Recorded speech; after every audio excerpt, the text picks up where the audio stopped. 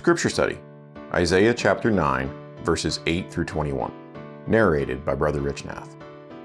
The Lord sent a word into Jacob, and it hath lighted upon Israel. And all the people shall know, even Ephraim and the inhabitant of Samaria, that say in the pride and stoutness of heart, the bricks are fallen down, but we will build with hewn stones. The sycamores are cut down, but we will change them into cedars.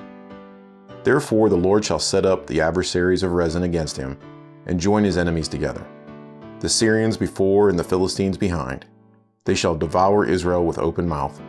For all this his anger is not turned away, but his hand is stretched out still. For the people turneth not unto him that smiteth them, neither do they seek the Lord of hosts. Therefore the Lord will cut off from Israel head and tail, branch and rush, in one day. The ancient and honorable, he is the head, and the prophet that teacheth lies, he is the tail.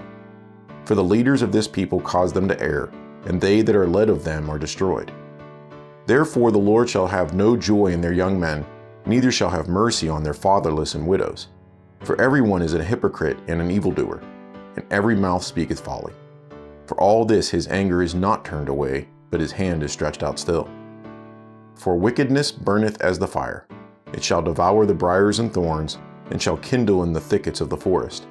And they shall mount up like the lifting up of smoke. Through the wrath of the Lord of hosts is the land darkened, and the people shall be as the fuel of the fire. No man shall spare his brother. And he shall snatch on the right hand, and be hungry, and he shall eat on the left hand, and they shall not be satisfied. They shall eat every man the flesh of his own arm. Manasseh Ephraim, and Ephraim Manasseh, and they together shall be against Judah. For all this his anger is not turned away, but his hand is stretched out still. What is the reaction of northern Israel when they are told the Assyrian army will be coming through to decimate their nation? They are prideful and say that it's no big deal. If their houses are destroyed, they'll build them back with better bricks. And if their trees are destroyed, they'll plant better trees. What will be the Lord's reaction to their pride? He will send many armies to carry out the destruction, from which the proud Israelites will not be able to recover as they thought they could. Who was primarily responsible for Israel not looking to God? Their leaders and their false prophets. Their punishment is prophesied in verse 14.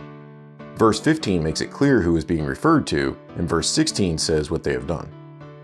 What conditions are described in verses 17 through 21? It describes a terrible time, similar to what has already been prophesied, of what will happen when these armies invade Israel. People will be killed or taken captive, property will be destroyed, and it will be a terrible time for all. This is the result of the Lord's judgment against a disobedient nation.